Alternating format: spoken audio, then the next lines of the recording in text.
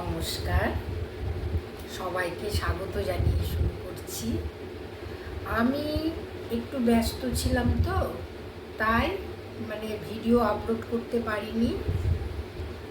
তো শীত চলে এলো, দুয়ারে শীত। তো এখন তার জন্যে স্কিনের যত্নের প্রয়োজন আছে। ফেয়ারনেস কোনো রকম জিনিস আমরা মাখবো না। এখন স্কিনে অয়েলি টাইপের জিনিস আমাদের মাখতে হবে।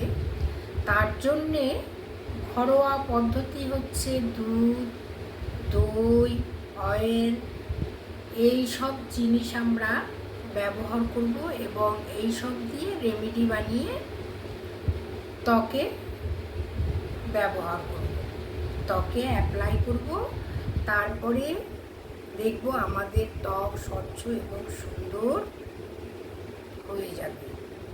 আর আমার চ্যানেলে অনেক রেমেডি শীতের দেওয়া আছে, আপনারা ব্যবহার করুন, উপকৃত হবেন।